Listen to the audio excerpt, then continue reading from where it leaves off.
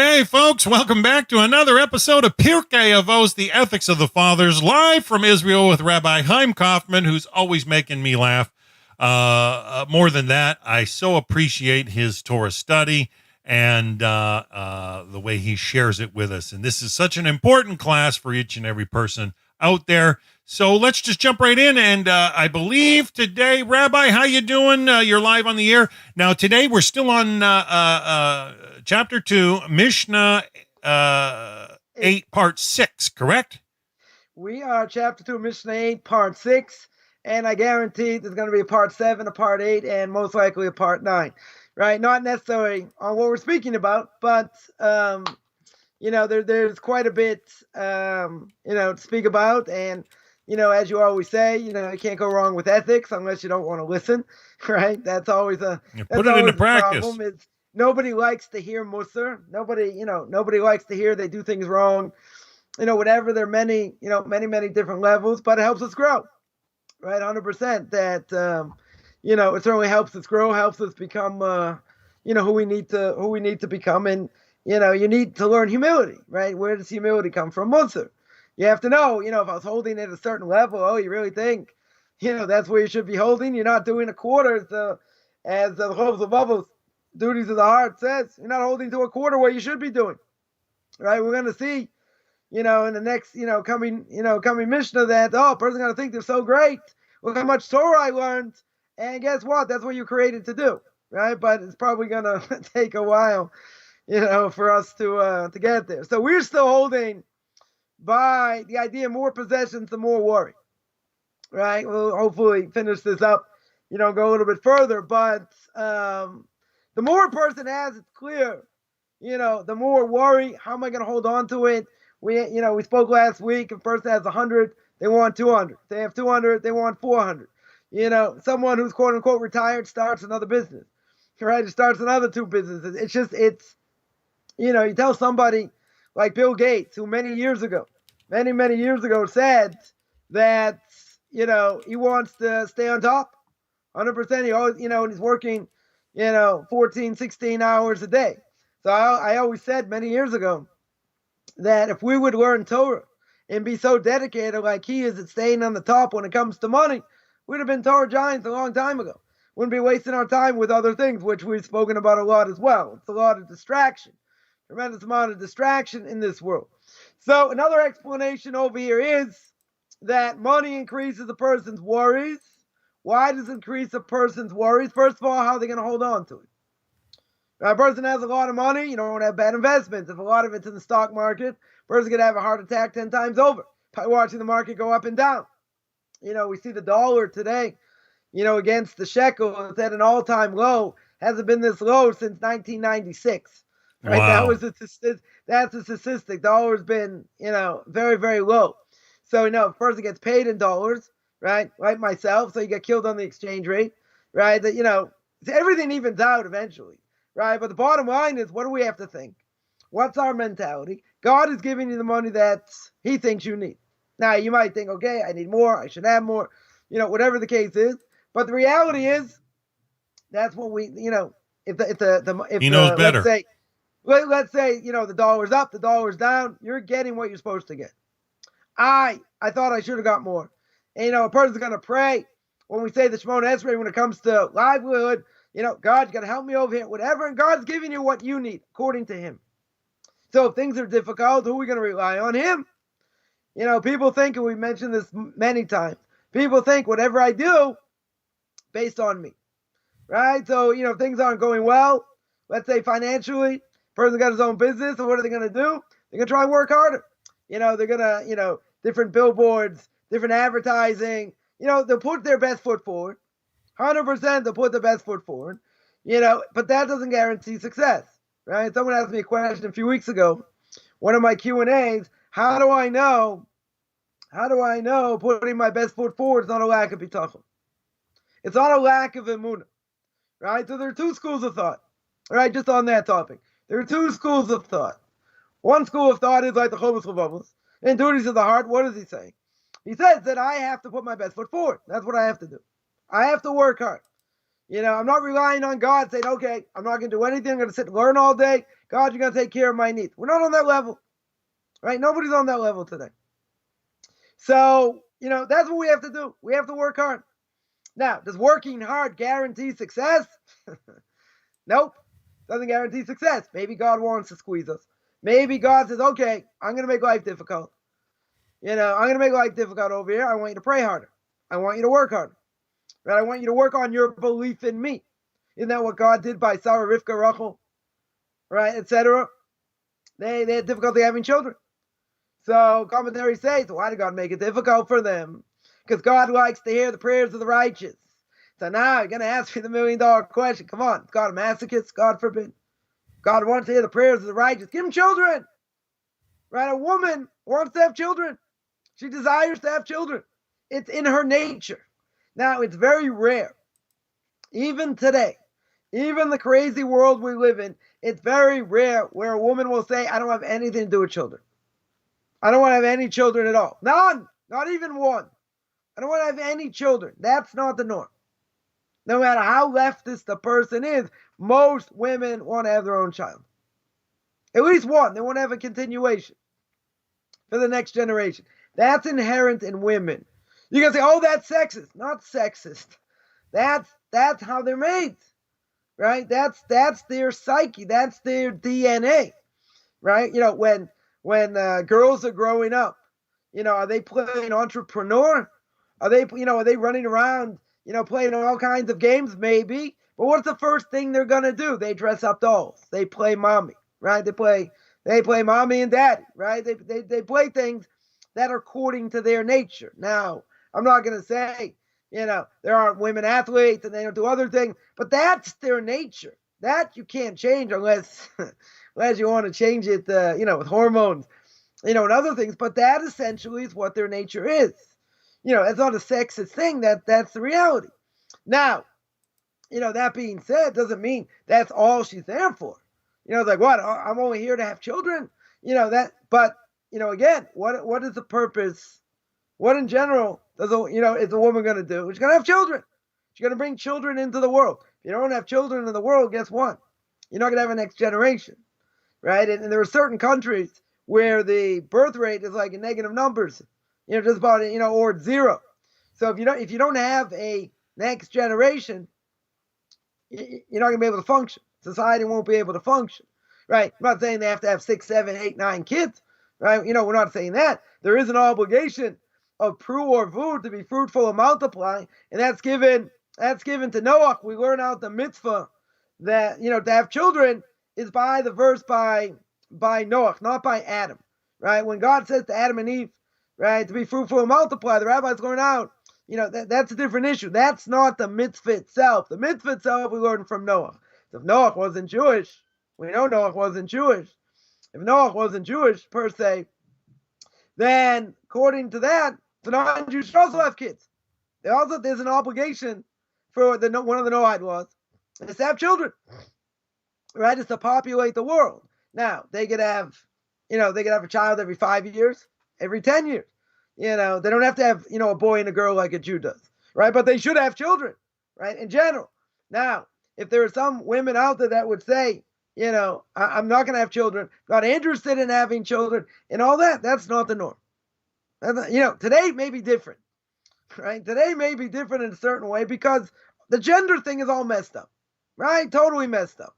But even so, the general nature of a woman is to want to have kids. Doesn't matter if she's 35, she has her first, or later, or whatever the case is. They want to have a child, and they want to have a natural child. Imagine if a woman, goes through life, and what does society tell her? You're going to work, you're going to see the world, then you'll settle down.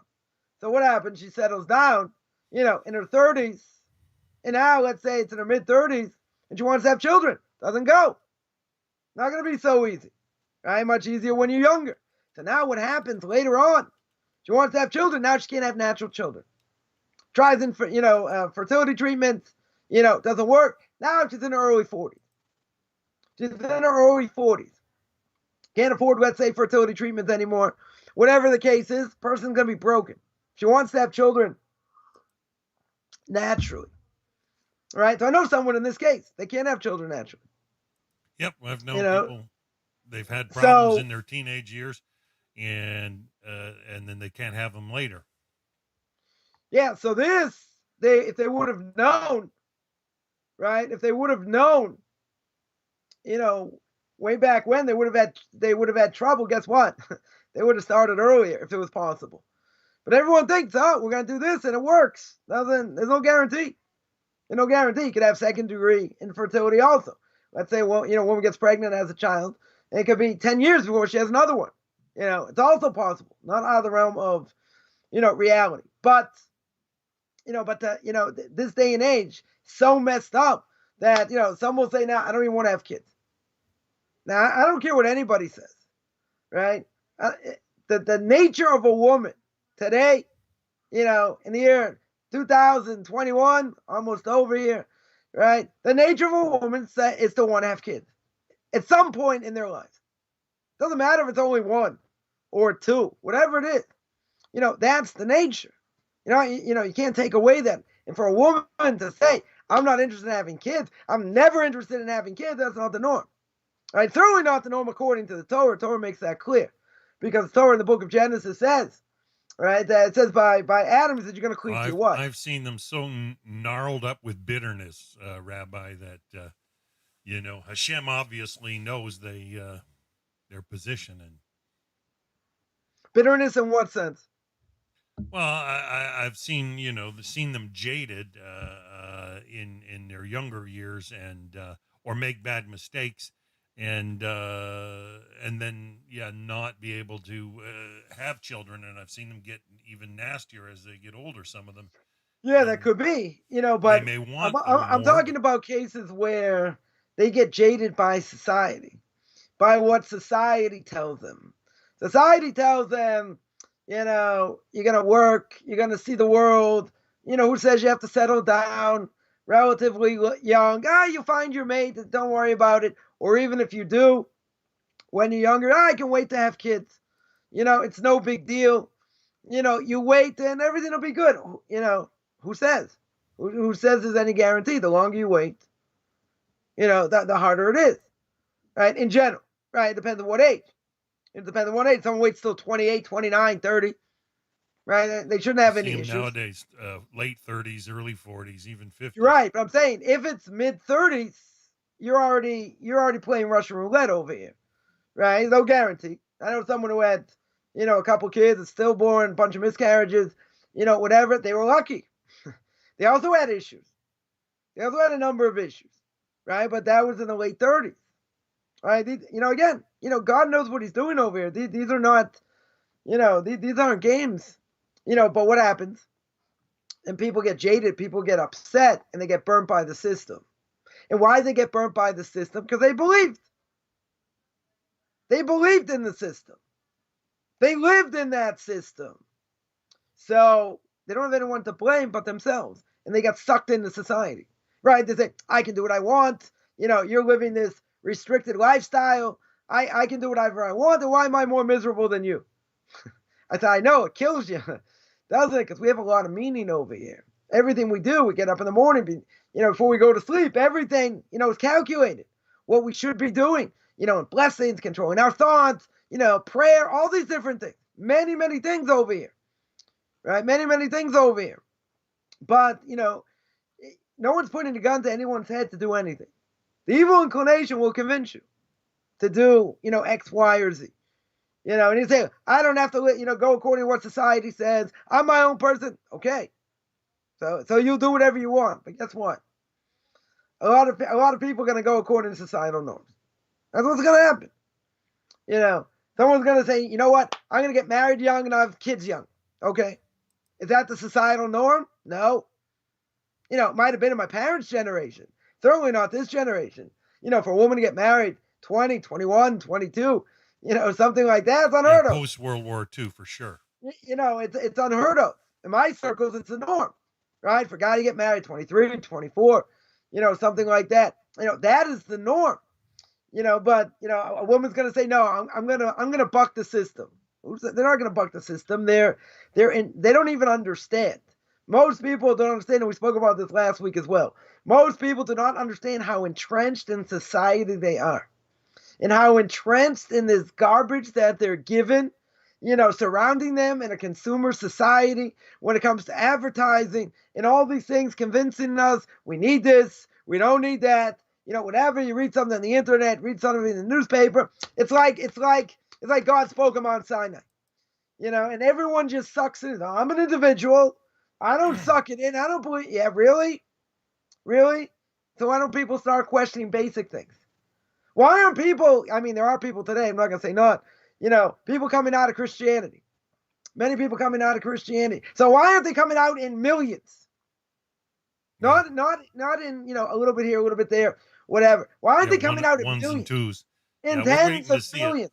You know why? Because they're not trained to think. They're not told to be able to think, right? To think about what they're saying, to think about what their quote unquote history tells them. No one's teaching them to think over here, right? Even a person goes to college, goes to university, they're not taught to think. It's an unfamiliar they're taught territory, to spit back information. In most cases, that's what they're taught. They're not taught to have their own mind, for sure. Because the mind's a terrible thing. They're not taught these things. I went to an Ivy League school in America. Right, one of the top tier schools. People there taught to think. I didn't see great thinkers there. They're great minds, know how to study and know how to memorize and this and that. Great thinkers. Not necessarily. They're flawed. You know why they're flawed? Because they don't have an anchor. They don't have an anchor that's grounding them. And if you're in a boat in the middle of the ocean without a rudder, right, and no engine, you go around in circles, right? I wish I would have learned this, 25, 30 years ago, more. Right? I wish I would have learned this a long time ago. Then all these other things would have made perfect sense.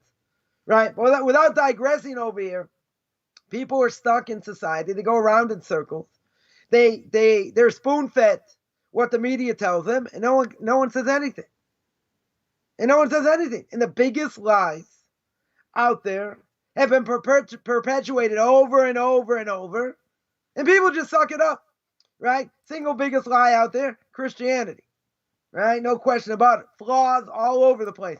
Second biggest lie out there is the fact that people think there was a Palestinian people. Right? That's the second biggest lie. Keeps getting perpetuated over and over again. Third biggest lie is evolution. And everybody in academia will swear by it. It's totally flawed. Totally flawed. Right? In so many different ways. So why do people think it? Why do people believe it? Because there's only one other alternative. Right? Did a show on this on Tanakh talking about proofs for God's existence, because that's the only other alternative, is that the Bible's true. So you don't believe there could be any harmony between the tangible evidence and Torah? There is none, because the Gemara tells me clear, when God created the world and he created animals, they were all created in their full form. They were created in their mature form. You know what that means? There's no paramecium to a hydra, to a creepy crawly thing. You don't have any of that. And if you take a monkey, we mentioned this before, right? You take a monkey who's got 99% the same DNA as a human, right? You take a monkey and you have a mutation every second between the 5th day and the 6th day, whether it's 5 billion years, 10 billion years. Let's say you have a mutation every second. If you have a mutation every second from a monkey, right, for 10 billion years, you will not form a human. That's 1% difference in DNA. But even without that, what's the main flaw?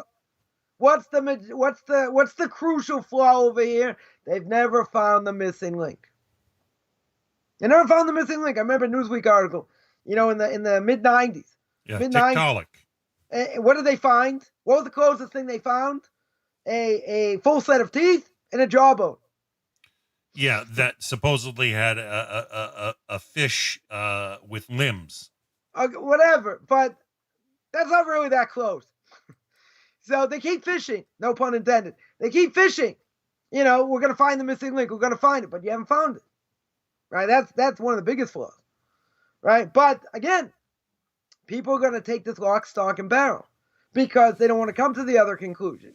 You take Einstein, you take Stephen Hawking, right? They absolutely refused to believe that, there's a God and he runs the world and he created the world.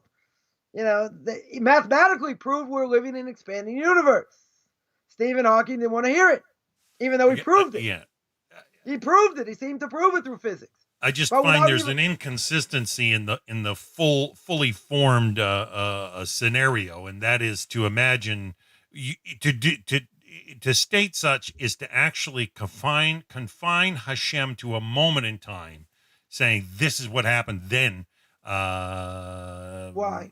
It places the tick-tock of the clock over Hashem incorrectly, and it takes anthropomorphism too far. So he created things. So what does it mean that he created creepy crawly things? He did it over time, or he did it? He did. He certainly did it over time. However long that fifth day is. I find that he's a God of order. Hashem is a God of order. You're right, but again, if he created creepy crawly things and animals on the fifth day. Now, the fifth day could have been 10 billion years, right? It could have been 5 billion years. That's not a contradiction. That's not that. So you can tell me it happened over time. Fine. God's outside of space and time. That 100% we would agree. He's out of space and time. But if he says, okay, let the creepy crawly things come out. Let the plants, be fruitful and all that. Let the earth bring forth. Yeah, so let that happen. That can happen over time. It doesn't happen necessarily one specific time. Right? But even if he said, let these things happen, it happened over, 5 billion years, it doesn't have to mean that it changed from this to that to the other thing. He could have done it over time. Made this one, made that one, made the other one, all in its full form. That's not a contradiction. Right? That's not a contradiction. But in either case, both of them, great minds, refuse to even entertain the possibility that the Bible might be true. Even though I think it's truer than people can imagine. Would seem to prove it. But, there's such a thing called cognitive dissonance. Right? We're not going to give them the time of day. Well, do you have a better explanation? Well, I believe Hashem knew of each and every variable of all existence over all time, always. For sure, but they don't have any other explanation. See, this is my problem. My problem is, when it comes to that, they'll say, we'll find the final thing. In other words, even if you tell me it looks like there's an expanding universe, right? We'll find it's a greater miracle to understand each and every domino along the way in a string.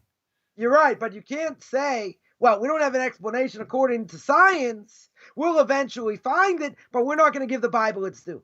Well, that's not really fair, because that's the only other alternative. Right? And that bugs me because, you want to say, oh, we're so open-minded and we believe in science and we believe science does not have evidence. They don't have the proof. It's just methodology of nature. One second. If they don't have the proof, then why don't you at least entertain the other possibility? You can't just knock it out and say, well, but no, I don't see a second possibility. Like poof is not an answer. No, but there's a lot of other answers. There's a lot of other answers of why and how God created the world and why it's all systematic. There are many, many answers why, on different levels, but they're not going to entertain any of this. Sociological, there's moral, there's cosmological. There are a lot of different reasons. Go back to my Tanakh Talk videos. A lot of different reasons, right? Why we can prove God's existence and how the Torah is true. Right? There are a lot of different things, but they are saying, I'm going to stick my head in the sand. I'm not even going to entertain the possibility. We're not just saying, oh, like the Christians, I believe. Come on, like those evangelicals on Sunday morning, turn off the sound, and they look like used car salesmen, right? They're yelling and screaming, I believe. Well, we don't just believe, it's belief with knowledge. It's belief with knowledge. Now, there are a lot of factors involved. It's not just, oh, God created it, poof. There are a lot of other things going on to show that, okay, this may be true, the other thing may be true. We take it back now and say, I got 5 pieces of evidence. I got 5 very good pieces of evidence to show God created the world, right? And that God runs the world, and God's in charge. And I got other pieces of evidence to show that the Torah is true. Oh, so my beef is, do you want to look at the evidence? No, because I know the evidence is garbage. Oh, really? No rational-minded thinking person, according to science, you got to throw out your brains in order to think the Bible's true. right? In other words, will be as open-minded until my brains fall on the floor, but they're not open-minded, are they? Kind of like Aristotle, Socrates. They only understand things that their mind can fathom, right? Their mind can't fathom poop. I agree. But there are other things that the mind could fathom. Look at Abraham at the age of 3 or the age of 40, right? That he came to the realization God created the world. Everyone, was worshiping idols, right? Everyone had their pocket God. Here's Bob, don't leave home without him. Everyone had their pocket God, right? So Abraham explained to them, there's a world of design. And if there's world of a design, then there's a designer. And if there's a designer, maybe he wants something from me. Maybe I'm obligated to the designer. Then there's a design in it. And he convinced the masses, because he converted thousands. Him and his wife, they converted thousands based on their faulty notion that God created the world and disappeared. Right? He gave these other powers, these other things power. I guess, Rabbi, I have an aversion to the inserting of something mystical. I find when somebody's using the term spiritual or mystical, they're using double weights and measures. It's an undefined quantity. And well, let me ask if I use that or I used other information. And let's say 7, I have evidence for 70%. I can show 70% the Torah is true, expanding universe, cosmology, morality, sociology, all these things. The other 30%, maybe we'll find the proof, maybe we won't find the proof. It doesn't really matter. If I had 70% proof, or even 60%, I would venture to say, people would say, wow, that's unbelievable evidence. You can't just push away you only found 60%. Okay. I think along the lines of probabilities, increasing probabilities. And there are certain math, probability math, that breaks down and causes things to fall to zero, and it no longer becomes probable. I understand, but you cannot say these things are just, wow, this is evidence you can push away, right? You can't do that, because if the evidence is clear, right? The evidence is clear. We have papyrus that goes back, from Egypt, that goes way back, shows the Jews were in Egypt. You can say, how do I know that? We got proof for that. But we have other proof.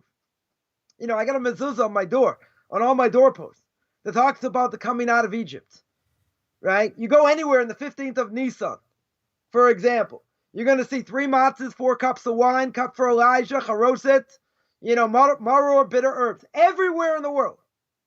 You're going to see that. One event in history. Not only that, I'll take it one step further. There was a Passover Seder. How does a child know that Jews came out of Egypt? Because the father told them. Mitzvah in the Torah. You got it to Labincha. Father tells them the story. But maybe the father lied. Right? Maybe this generation the father's going to lie. Maybe in previous generations not the case. But who was at the Passover Seder? 4 generations. So I have a great aunt. She should be, she's about 95 now. Now imagine that she was the youngest child at the Seder, right? So let's go back 90 years, right? So she was at the Seder, right? Of a father who was there. So let's say she's 5, her father is, 40, 45. Grandfather was there. Let's say he's 60, 65. Great-grandfather could have been 80, right? In my circles, that can happen, right? So, in another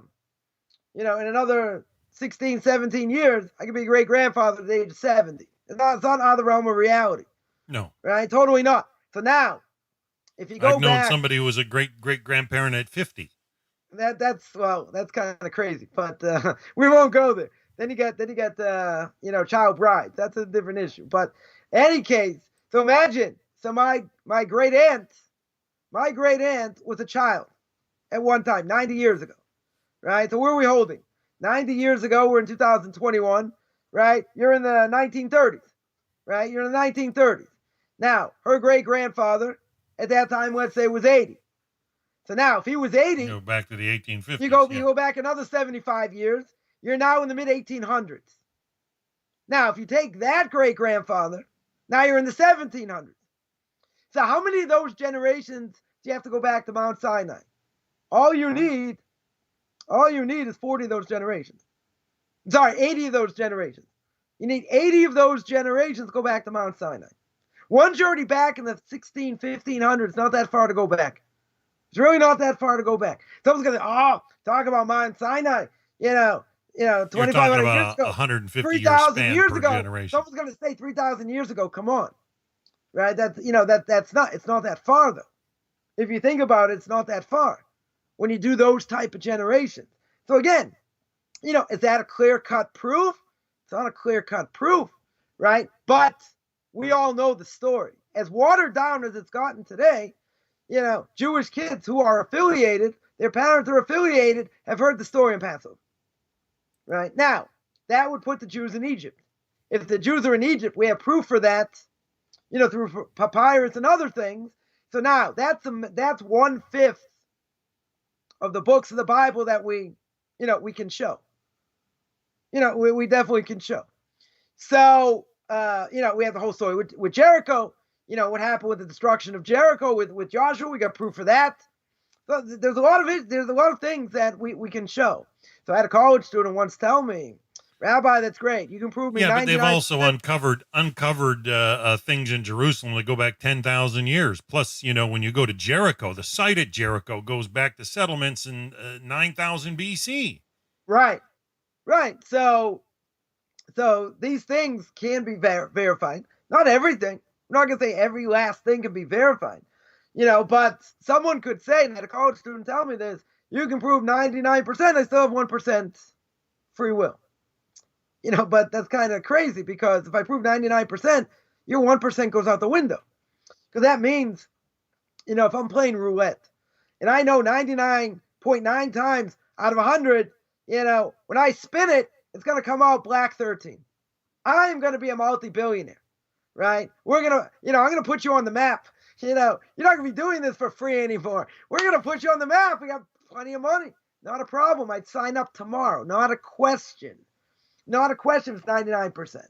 If it was 60%, if I knew 60% of the time that when you play roulette, that, black 13 is going to show up, I'd also be rich.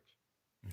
Not as much as, well, this is why I turn to the rabbis and I trust their opinions when it comes to specific matters of living life in a godly manner. I don't think there's any brighter light on the planet. So there's a lot of evidence. Question is, do you want to look at the evidence or not?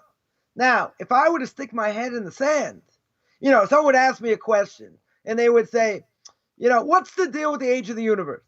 Right? Good question. Because scientists will say it's 10 billion years old, 40 billion years old, whatever the case is. And I would answer, there is no answer. We hold is 5,700 years old. 5,782 years old, whatever it is. Right? That's what we hold. You say, but there's a contradiction. So they say, what's the answer? We don't have one. Right? Let's just say we don't have an answer. What are they going to say? What are they going to say? See, Judaism can't be true. And that's why, in education today, if a child has a question in the school, right, and the child says, I have a question about, let's say, the age of the universe, or, why are women second-class citizens in Judaism, or, any number of things, or why the righteous suffer. And the teacher just says, you're not allowed to ask those questions. They don't say, okay, let's deal with it, or come speak to me afterwards, whatever. And they keep hearing the same thing. They keep getting pushed aside. What does the child think? There are no answers. Now, you might not like the answer, but they'll say there's no answer. Judaism doesn't have answers. If Judaism doesn't have answers, why would I be a part of it? Right? Well, why would I I've found in life a lot of people have answers, just not correct ones. Okay, that's a different thing. But I'm saying here we're talking about where they say that, they don't want to give an answer. Right? They say we don't have an answer. Yeah, they might have the wrong answer. Then we have to debate why it's the wrong answer. Right? But my point with this whole thing is that you can't stick your head in the sand and says this has no realm of possibility.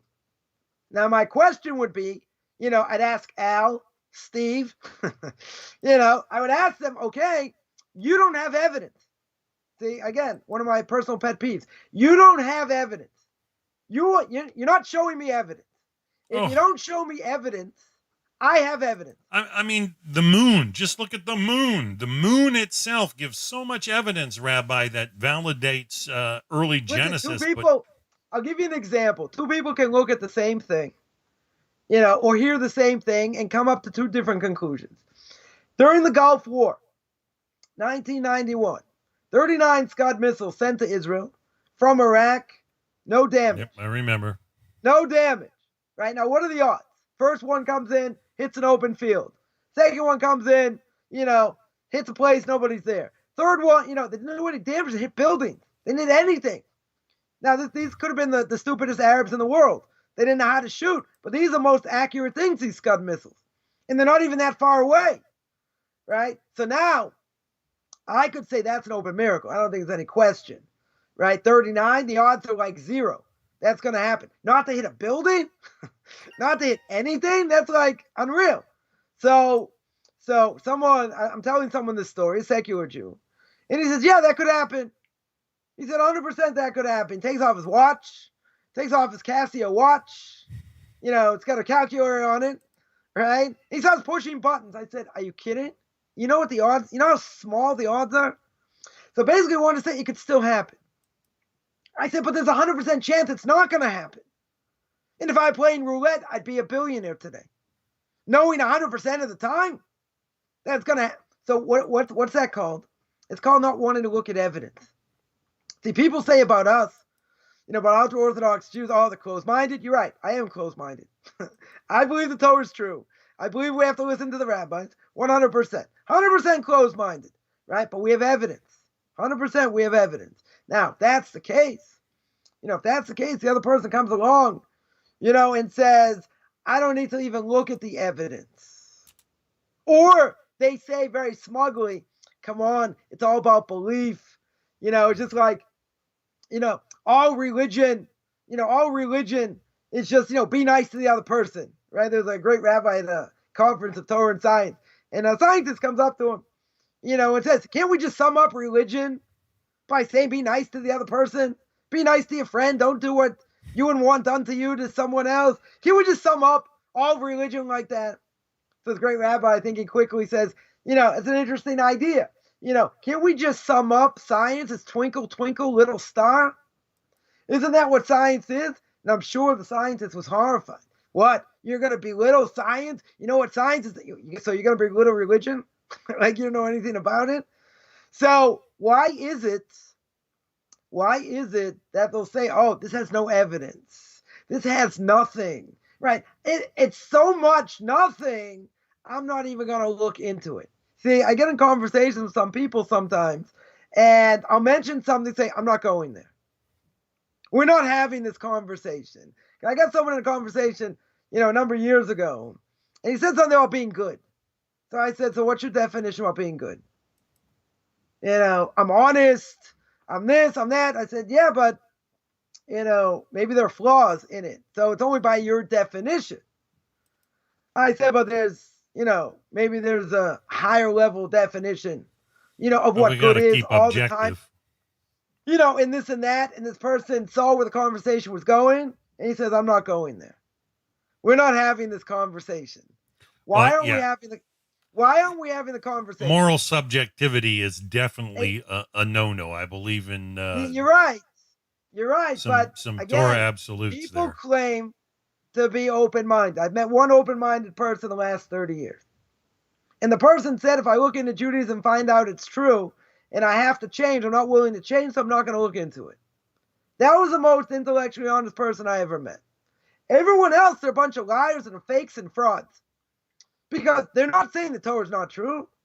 What are they telling you? They'll come up with their own ideas without looking at evidence. And if you don't look at evidence, then that's not only called moral relativism, right? That's called cognitive dissonance. You have evidence right in front of your face to see. I don't want to see it. I'm not interested. That doesn't mean the other side isn't true, right? But when people make fun of it, and that's why we're living in the Messianic era, this is exactly what's supposed to happen. People make fun, they'll scoff, everything's relative, and you're a bunch of closed-minded, Fanatics, you're right. I am a closed-minded fanatic, but you're not evaluating evidence.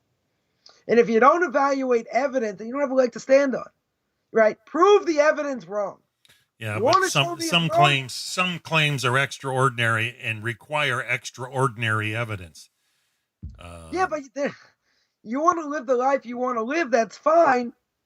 Do not say what I'm doing is wrong because you have proof against it. If you have proof against it, let's hear it. You want to ask me about the age of the universe? Good question. Why the right to suffer? Good question. There are answers. You want to hear the answer? No.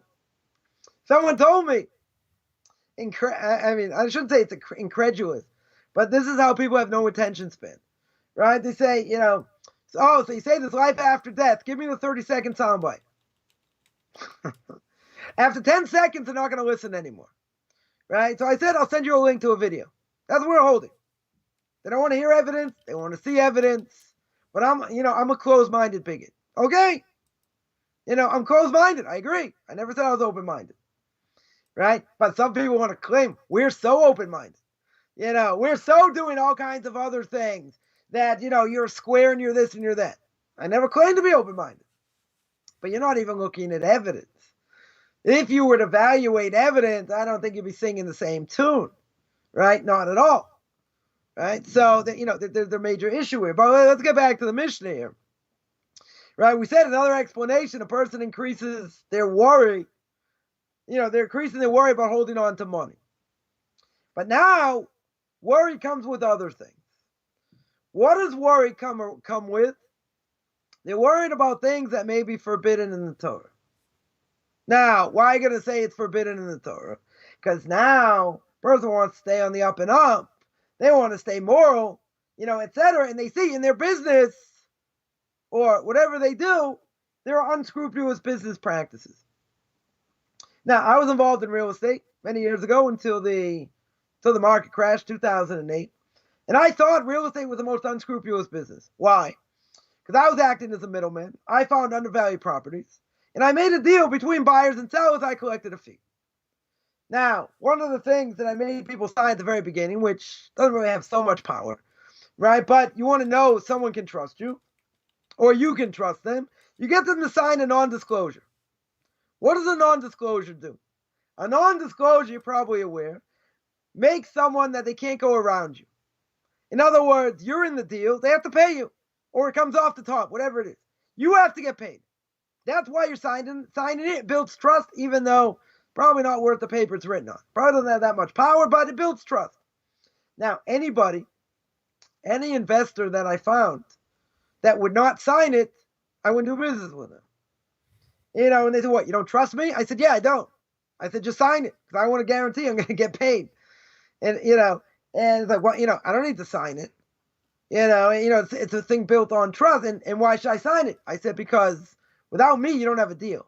You're not going to find this property. I found the property, right? I'm controlling the property right now. If you want a part of it, you have to go through me, right? So I'm not going to let you circumvent me. I'm not going to give you information without signing. There's nothing worse than when people do that. They want to cut out the middleman, but they want all the service. I spent a lot of years in sales, and there was nothing worse than people that wanted all the information. I can understand with no opportunity for a sale. I could understand if you're talking about serious money, right? 100%. If there's serious money, if there's serious money involved, if there's serious money involved, I can understand being circumvented. But at the end of the day, if it's small money, why are you going to get circumvented, right? Someone asked the question. We'll just deal with this. Because, I can't see the chat. I just don't look at it all the time. Someone asked, can you compare a woman who doesn't want to have children because of the bad situation in the world with a Jew doesn't want to move to Israel because of their view of the situation? Well, what's the connection? What does that have to do with Israel? What does that have to do with Israel? A woman doesn't want to have children because she's in a messed up world. She's living in a messed up society that convinces her of all kinds of stupid things and all kinds of bad things. A Jew doesn't want to move to Israel. There are many reasons why they don't have to. One of them is for livelihood. If they're going to have difficulty making a living, right? Rabbi says you're not allowed to come to Israel unless you have a way to try and make money, right? That you can't do if you don't have a way to make money. and it's going to be really hard for you. You have a good job wherever you are. You stay where you are. Let's say you learn better. Let's say you learn better outside of Israel. And you're learning very good. Who says I have to come to Israel? Right? There are a number of reasons I don't have to come to Israel. Right? A lot of them, there are a number of reasons that are legit. But most people, I would say, they're happy where they are. Yeah, it's been a long exile. It's a long exile. People living in strong Jewish communities, Jewish schools, they have kosher food, they have all kinds of amenities. Why would they want to leave? I'm not talking about legitimate reasons here. The kids are in good schools there, whatever. They don't want to leave because they're too steeped into society. They're steeped into the religious society. They have no interest in coming. Right? If they have a legitimate reason, I'm not going to say anything. Right? They have to look after elderly parents. No one else to deal with them. That's a legitimate reason. Right? Not being able to make a living. That's a legitimate reason. There's no question. But, if they don't want to come because they just want to live a better lifestyle, etc. I had someone tell me once, it's actually kind of funny. They said, when the Messiah comes, I don't want to go to Israel. So why not? They said, in the winter it's cold. Everything's made out of rock, so to speak. So you're always cold, you're always wet, whatever. I said, so you get an extra sweater or 2 or 3. And the person kept coming back like, how could I ever move there? Whatever, all these different things. Finally, I said, but you don't get it. Because when the Messiah comes, the evil inclination's destroyed. The evil inclination gets destroyed. You're not going to have an evil inclination. You're going to be doing God's will if you survive. You're not going to worry about if it's cold or not. Yeah, this is huge. Like, this the other side of the coin. Yeah, that you're not going to have that. Share more like that. So what are you going to complain about? What do you complain? Oh, it's too cold. It's too this. You're not going to care. The reason you're not going to care is very simple, because you're going to be doing God's will. You're not worried about that, right? So the answer is, a woman doesn't want to have children. It has nothing to do with people why. It doesn't have anything to do with people wanting to live in Israel, right? It could be, maybe there's similar factors, because they get sucked up into society and everything that society wants. I get it. That could be true, right? That could be a similar thing, but the reality is, it doesn't really matter, right? It doesn't really matter. There's really no connection there. There is no connection between the two. All right, I am convinced, and I don't think I'm the only one, but I am convinced that, if a woman doesn't want to have a child, then society's played a major factor. Major factor. Because that's how women are wired in general. I don't care if they want to have one child. Doesn't matter. But to say, I never want to have children, I've met people like this. I met actually one. Met one person like this. And they said, am I going to pay a heavy price because I never wanted to have children? So there is a mitzvah to have children in the world. Even for a non-Jew, part of the Noahide laws, pretty clear. Doesn't mean they have to have, 2. Doesn't mean they have to have 5. It doesn't mean a lot of. Well, myself, Rabbi, I've only had 1, and I don't plan on having any more. So. Okay, but you don't. You have an obligation, just like anybody else, to populate the world. That's our obligation. Whether you want to have 1, 2, 10 years apart, whatever it is, it doesn't really matter. Right? That's what you have to do. That's the obligation. If you didn't do it, you didn't do it. Right? If you didn't have children, okay. It's one thing you didn't do. Right? But to tell me that's a natural thing, it's not for women, it's not a natural thing.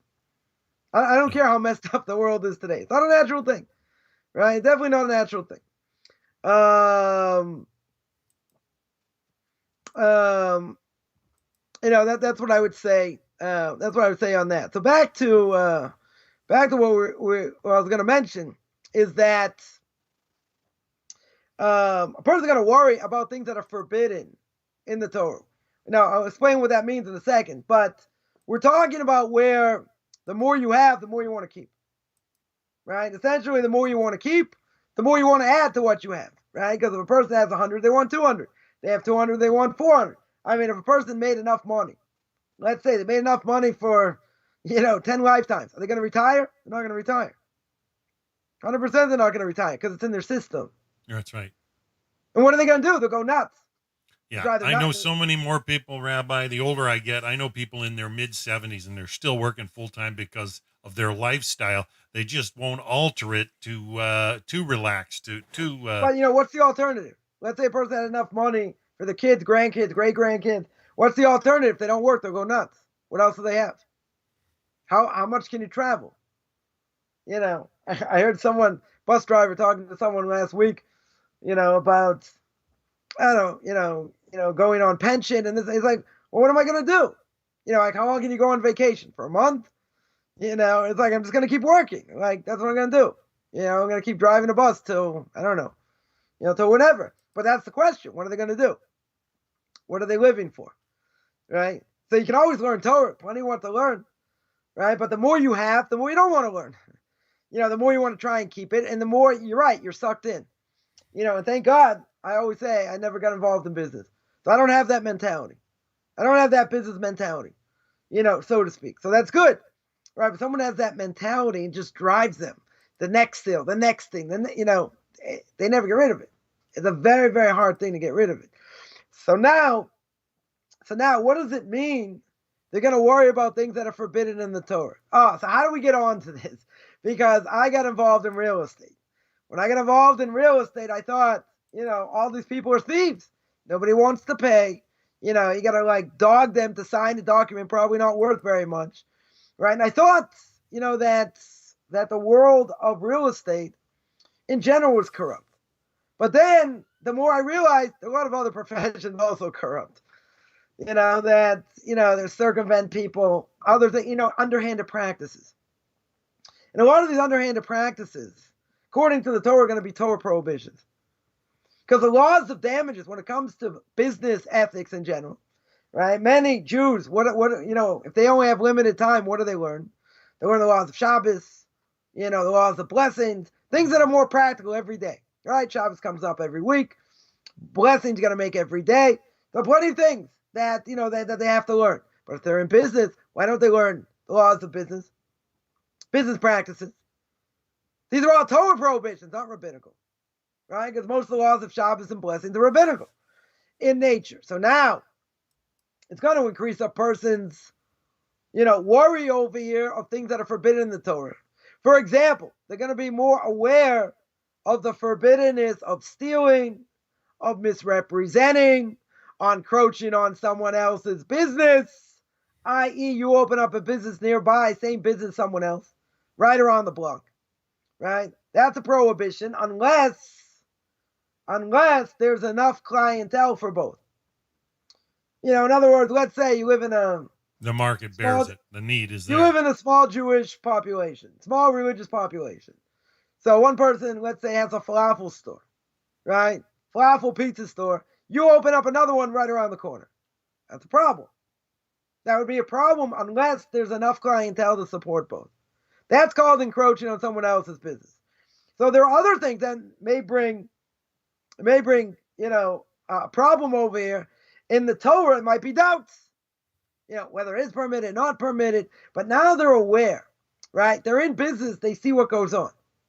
They see what people do. Now, when they see what people do, and they seem to get away with it, they say, why shouldn't I do it? Maybe they misrepresent things. Maybe it could be a lot of things that somebody does that gives them an unfair advantage. Right? It gives them an unfair advantage. So a person says, well, I'm not going to let them do it. I'll do the same thing. I'll undercut them. I'll do other things. I just heard a story the other day. There was a certain supermarket. They got fined. I don't know if they got shut down, but they got fined for undercutting prices. Right? In other words, there's enough business to go around. That wasn't an issue. Right? The issue was they were undercutting prices. That's forbidden. That's unlawful. They can't do. Right? So things like that. In Canada, we have laws against price fixing. No, so there is an issue. It's, let's say, it comes to renting apartments, or something like that. Prices can go through the roof, right? So they have, they have, according to some communities, the price can't go past a certain amount for certain things, right? So, however many bedrooms or whatever, whatever it is. But a person's resolve can become very weak. And the reason is because they feel I'm at an unfair disadvantage. Now, being in an unfair disadvantage, they say I'm going to lose out. And if I'm, and if they're doing that, I can also do that. And hopefully they won't get caught. The problem is, two wrongs don't make a right. But there's another problem. The other problem is they have no emunah. They have no faith in God over here. Why not? Because they're going to say, hey, if this person's open on Shabbos, he's open 6 days a week. I'm only open 5 days a week. I'm going to lose. I'm going to lose over here. Right? Because that, someone wants something, whatever the case is, they're going to go to the other person because I'm not open on Shabbos. But you know what? God can give a livelihood to a person in 5 days as much as he could give in 6. Right? He gives more in 5 days than he gives in 6 if he wants to. So where's the emunah? Where's the faith in him that I'm going to get paid, and I'm going to make enough money even if I don't work on Shabbos? Right? That was the test when Jews came from Europe in the 1900s. They didn't work on Shabbos. They got a pink slip. They said, don't come back on Monday. And a lot of Jews succumbed to that, and their kids went off. Right? Their kids went off because it was too big a Yetzer Hara. It was too big an evil inclination. They couldn't. They said, how am I going to live? What am I going to have to keep doing all these different jobs? I only have money for a week. What's going to be tomorrow? Old Mother Hubbard. Ain't nothing in the cupboard. What's going to be? What's going to be? It's a tremendous test. Tremendous test. And a lot of people fail the test. Right now, we can't judge unless we're in their shoes. Right? We certainly can't judge them. But at the same time, they didn't stand up to the test. They didn't stand up to the test, and their kids went off, because of it. But it's a huge test. There's no question. So today, that there are laws that can't discriminate. If you can't work on Shabbos, for instance, and if well, I'm not going to hire you because that's discrimination. You can sue them. I mean, if you're not qualified, you're not qualified. But they could say, well, we want someone who's going to be able to work late on Friday and maybe have to come in on Saturday. And if a person can work out a deal and say, I'll stop early on Friday, I'll come in on Sunday. Or, I'll make it up. They can't discriminate against the person for that. Right? And what I tell, my students all the time is when it comes to conversion, at some point, this is what you have to do. You have to, if you're working at a job, you have to tell them at some point, I'm not working on Shabbos. Right? And I have to leave early on Friday. And that's what you have to do as a Jew.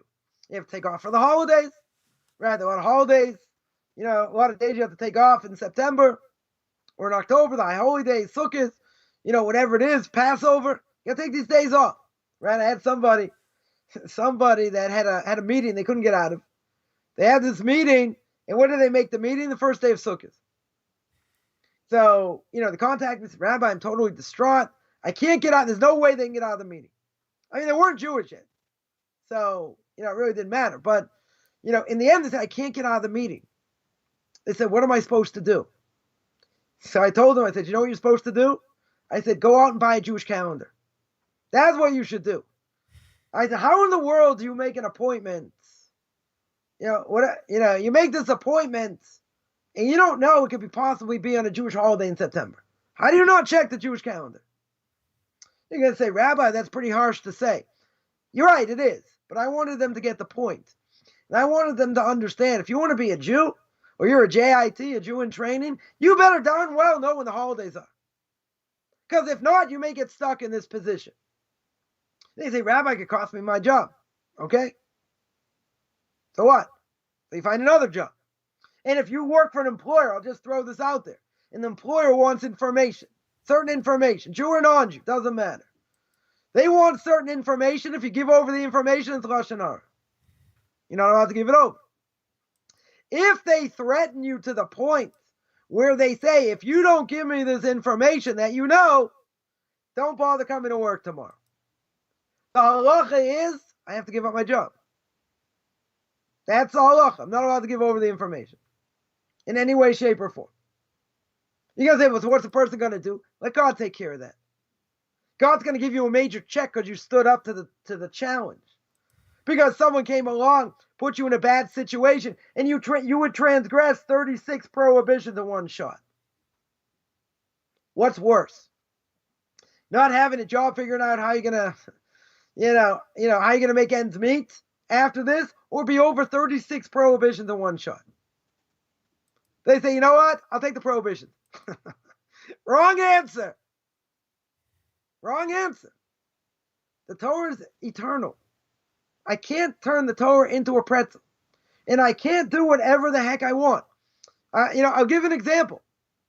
When I was in South America, I spoke about this. When I was in Chile, I called in someone who was sending, someone who didn't keep Shabbos watching wine, makes the wine forbidden. No one's allowed to drink it. I lost my job because it had nothing to do with my ability to teach or anything else. It had to do with this.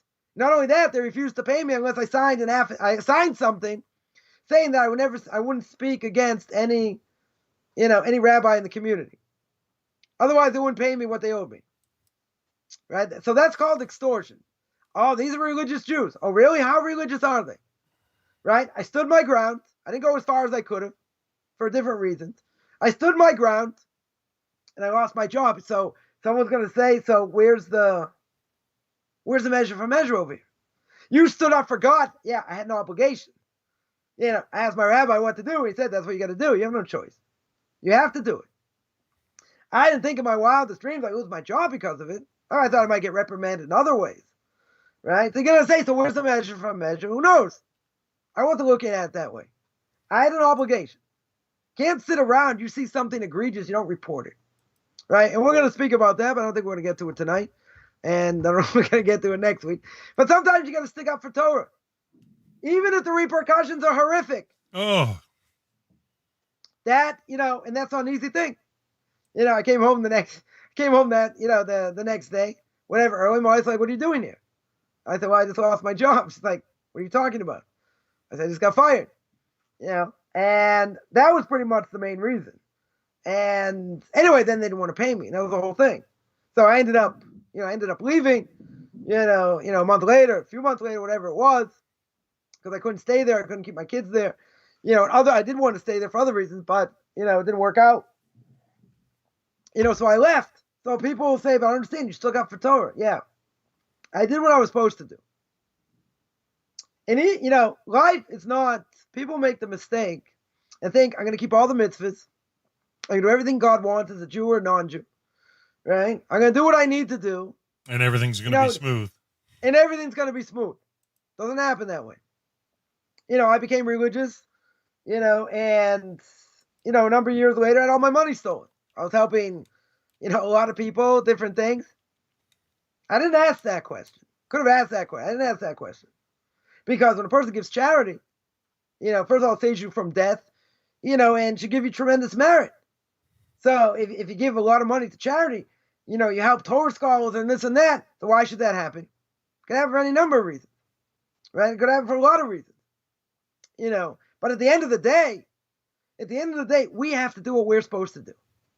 And this is hard for some people because they get thrashed around. Life is difficult. We've spoken about this many times, right? Life is difficult, and because of it, they say, well, God should give me everything. What do you mean God should give you everything? Right? Why is that?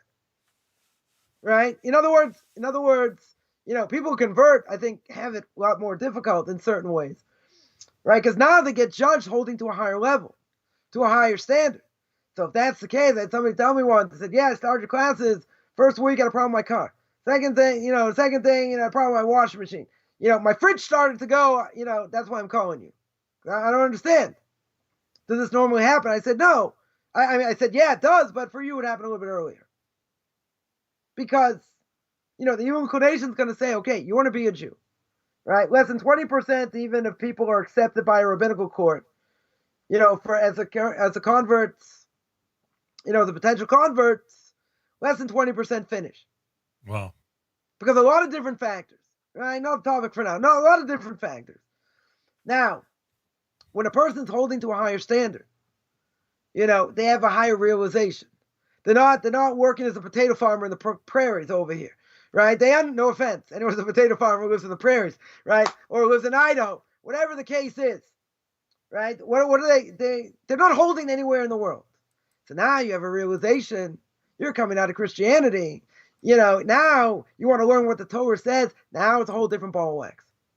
Now it's a whole different set of obligations. Now I have to work on a million different things. I have to work on character traits. I have to work on what I think about. There are a million things that now we have to work on. So now you're held to a higher standard. And if you're held to a higher standard, when you're closer to the king, that means the punishment's more severe. Because if the most important question you asked ever in your life is, I put mustard ketchup on a hot dog, God's also going to punish you. Not as bad, right? Everything you've done is a rebellion against God, right? But you're doing it because you don't know any better. In general, doesn't mean you're not going to pay the price. You'll pay a price, but at the end of the day, you're still going to have to answer. But if now you have a higher realization, and now you're closer to the king, so now you do something wrong, the king is more upset. Is the king going to get upset at the water boy? I don't think so. Is he going to get upset at the person who works in the mailroom? I don't think so, unless he had a letter that got lost and he really needed it or something. But in general, he's a low man on the totem pole, right? No pun intended. King's not really going to care. Oh, but if you're the second in command, or you're higher up, then you have greater obligation. And if you have greater obligation to the king, to the boss, whoever it is, and you make a mistake, it doesn't necessarily have to be egregious. If it's egregious, you just lost everything. If it's not as egregious, you might get reprimanded, whatever. But someone below you, maybe not. Why not? Because they're not that close. Or wasn't that egregious? Doesn't matter. But at the end of the day, they've done something where they're close to the king, or closer. They have greater responsibility. Someone will say, Rabbi, come on. I'm damned if I do, damned if I don't. It's better I don't know anything, as a friend of mine would say. I said, yeah, you're going to get judged for that also because you have greater potential. If you have greater potential and you're just wasting time doing nothing, and you're going to say, well, God's not going to zap me as much. Of course he's going to, because he had greater potential. We're not going to pass the buck over here. That's our obligation. That's when you can't hide your head in the sand, for sure. You're right. So in that case, if you have greater potential, you're also going to get punished. Right? If you're close to the king, you're also going to get punished. So you're going to say, we're going to get punished for this, punished for that, so why bother doing anything? So I'll ask anyone who's listening, whenever a person came out of idolatry, or converted, or whatever the case is, or didn't convert, don't they think right now they're much better off than what they were before? Let's go back a year's time. A year's time. It's a long time. Someone, has come out of idolatry, and they spent the last year relearning, watching all these videos and different things. So in the last year, they've seen things in a totally different way. Now, if that's the case, with all the hardship, family problems, other issues, whatever comes along, you would ask the $1 million, or I would ask the $1 million question. Isn't it true you're better off than where you were before? Now, it doesn't mean life is easy. It doesn't mean that at all. Right? Come out of the church. I knew someone who became a Noahide, came out of the church, lived in a small town in Houston. Somewhere in Texas. Population like 3,000, 3,200, I think, something like that. And where did the social network come from? The church. He left the church, no social network, no barbecues. He couldn't speak to the same people anymore. He was like isolated. His kids were isolated. Certainly not an easy thing by any stretch, but he says, Rabbi, I can't go back. There's no going back. What am I going to go back to? Eventually, when I can move, I'll move. They don't want you back. But, there's no way to go back. There's nowhere to go back. So that being the case, he says, I'm ecstatic at what I've learned. I'm ecstatic what my kids have learned, in all that. So he's got nothing to go back to, but he's got absolute meaning in his life. Having absolute meaning does not things go smooth. Doesn't mean that. Right? And people should get that out of their head and think that, I'm going to come to Judaism. I'm going to be a Noahide. I'm going to convert. Everything's going to go smooth. I don't think so. That's not the case. Once a person has, so the question is, why not? Why shouldn't God give us everything? Okay, the mitzvahs we do, we'll get merit in the next world. Right? We're not going to get necessarily merit in this world. in general. We'll get married later. But the point is that what I do now has a lot of different ramifications. What I did before, God wasn't scrutinizing us. God didn't really care what we were doing here and there, right? Depending what it was. He didn't care.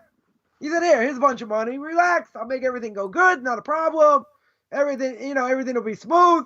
And that's it, right? So if that's the case, if that's the case, then if God made everything easy, then why is anyone going to join? Right? Everyone's going to join over here. Where do we learn it out from? Abraham. Right? Abraham comes on the scene, convinces all these people to believe in one God. And what happened? Look what happened to him. He had one trial after another trial, after a third trial, fifth trial, and all kinds of trials. Never ends. Yeah. God's like, so what do you think of my covenant? He said, wait a minute, you're 100 years old? I got the favorite thing for last, circumcision. 100 years old? Because God said to Avram, he said, listen, if I would make everything easy, then everyone's going to want to join. I'm not interested in everyone joining. Right? You want to be the cream of the crop, you'll join. If not, you're not obligated. You're not obligated to be part of the Jewish people. That's fine. You can still have a portion of the world to come.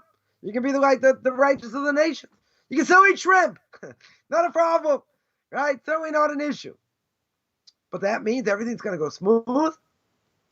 I don't know anyone who has, has had it smooth in their transition. Some more, some less. I'm not saying it's always bad, but you have to answer the king. When you have to answer to the king, there's more responsibility. If there's more responsibility, that's a whole different thing. That's a whole different thing. Right? And a person can't think that, if I have, if I'm going in that right path, and I get this a lot. People say, yeah, I came out of Christianity, paganism or whatever it is. I came out of it and I've had one thing after another. It doesn't end. Sometimes it's easier, sometimes not. But it doesn't seem to end. One buffet after another. Right. So you went through Nefesh HaChaim, the beginning of the Nefesh HaChaim, Rabbi Chaim of Volozhin's book, famous student of the Vilna Gaon, of Elijah Vilna. He says our actions matter. Our actions have repercussions, tremendous repercussions. Now, if a person is not holding anywhere in the world, his actions also have repercussions. It's not as severe in many ways. In some ways, they'll be very severe. But God's not going to judge them as harshly because they're not holding anywhere in the world, in general. So ignorance isn't bliss. You're still going to pay a price. But people shouldn't think I'm going to, intent and influence. I'm going to take on this lifestyle and everything's going to be easy. That is certainly not the case. I can look at my own life, in many years. Yeah. So at the beginning, seemingly had it a lot easier, in many ways, and it's been an odyssey. It's been an odyssey, 17, 18-year odyssey, different things. Most things, thank God, only hit my pocket, right? It wasn't about health.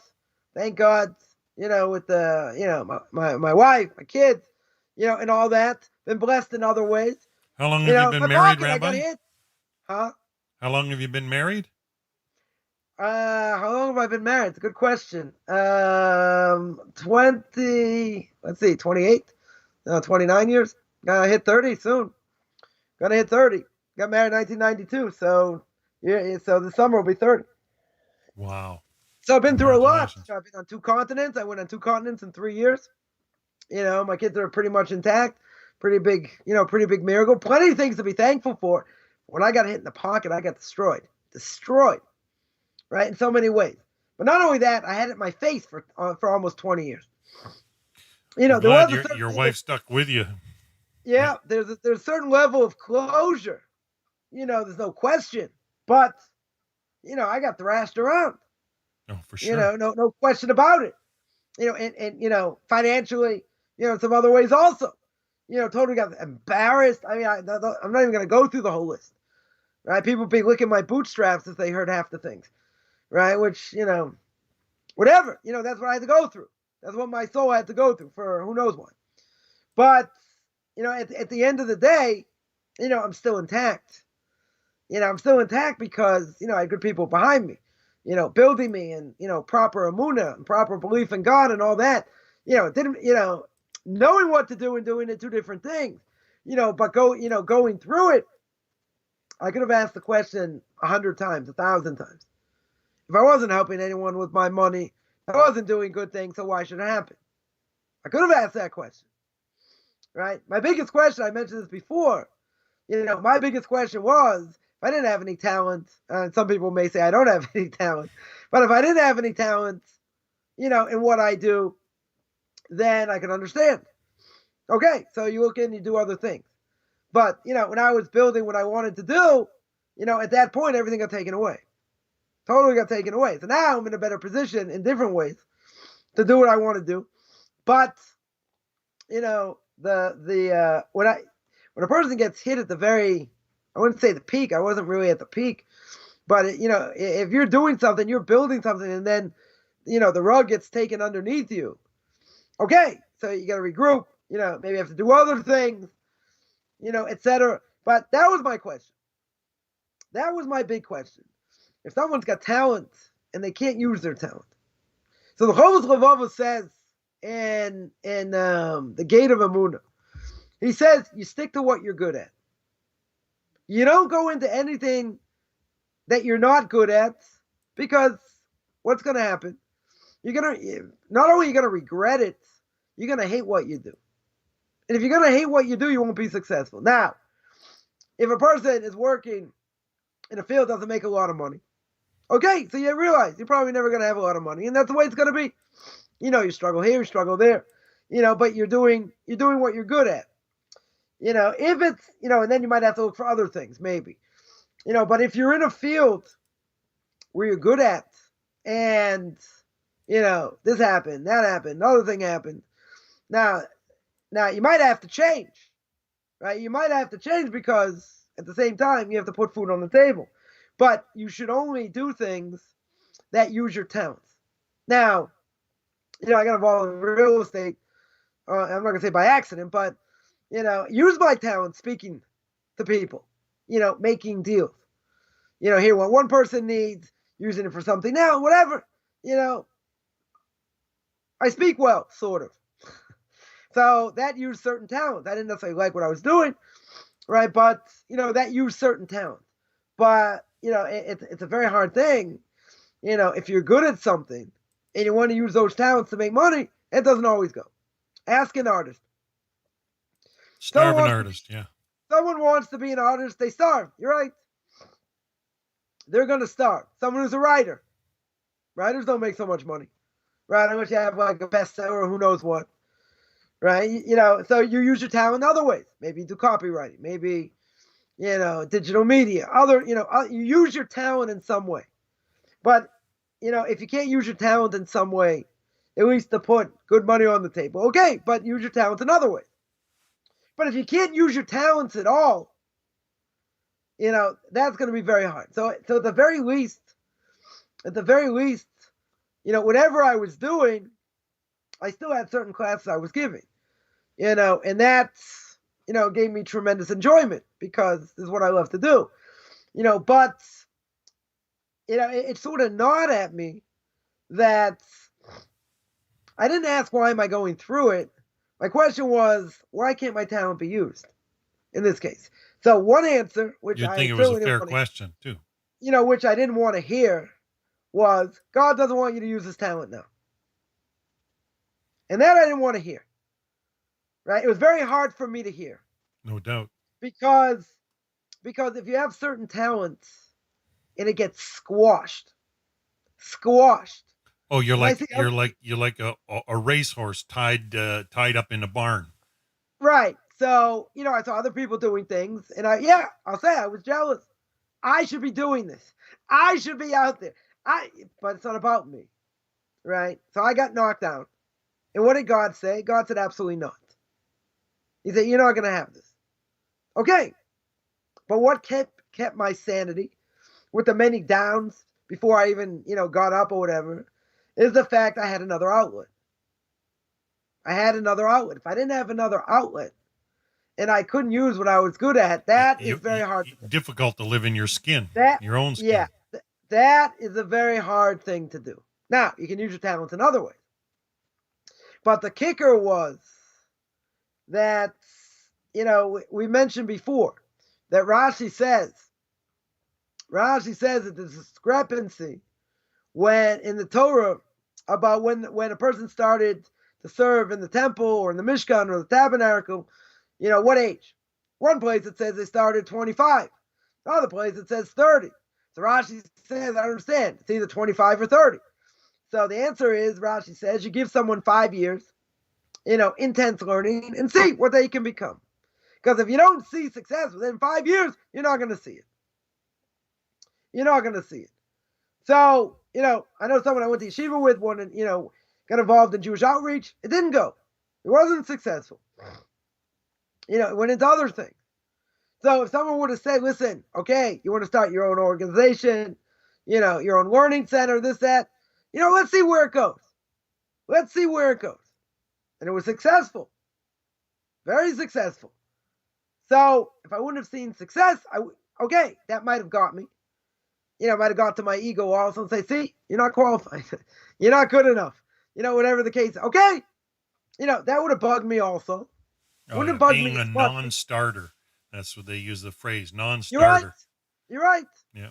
It's a dog that don't hunt. It's a total non-starter. A bird without flight feathers. I wouldn't have lost that much sleep over it. Right. Because, I gave it my best shot. It didn't go. I'm not going to think, no, I should really be doing it. Maybe I'll try this. No, it didn't go. Period. Person, not a people person. They can't give over so well. They're very shy. They get nervous. Whatever it is. Whatever it is. Because the bottom line is, you have to know, people think that, I'll be able to do this so easy. Yeah. You have to understand the material to be able to give it over. That's why I've heard people speak. If they don't know the material, it comes out. Right? You can see clear as day. In other words, you come out more confused than when you went in. Right? So that something like that bothered me to no end. And the answer was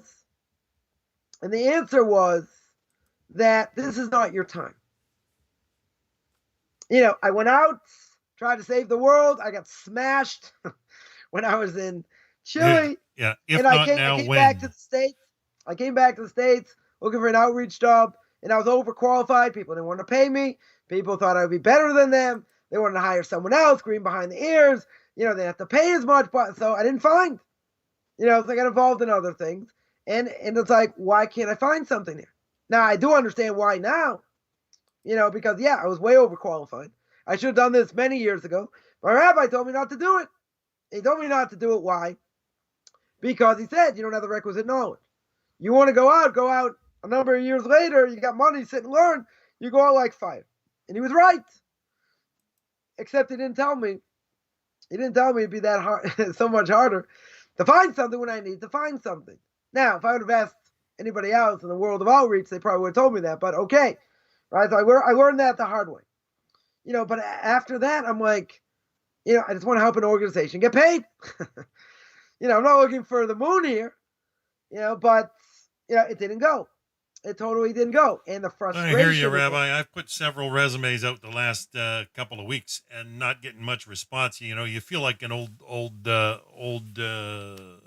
horse put out to pasture sometimes. No, listen, I knew I had talent, but I wanted that talent to be used. And I saw in this case, for all these different organizations, it's not going to be used. So either I had to go to a different venue, right, or I had to look into other things, which I did both. Or seemingly I did both in different ways. That was the biggest frustrating thing.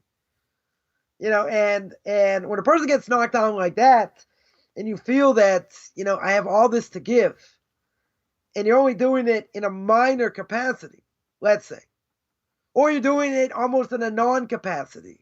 That's like having a dagger going bam, bam, bam, bam, right? And you sit there and you say, why? Why in the world don't you want it now? And I kept praying and said, okay, you're the one in charge. At least give me the strength, to overcome. It's not like Not like I'm going to say I had negative thoughts, not I'm going to say it was negative thoughts and thinking, oh, I'm going to go off the rails. I'm never going to keep Torah again. I didn't have any of those thoughts, but I was frustrated. I was aggravated. I was jealous. I'll say that.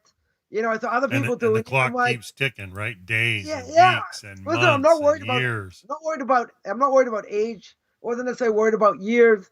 I wasn't worried that I wasn't going to be able to use it at some point. But the answer came back to the same thing. It came back to the same thing. And the answer was, this is not what God wants from you right now. And that was very hard to take. That was very hard to take. But that was the answer. That 100% is the answer, right? That's not where you're going to make it.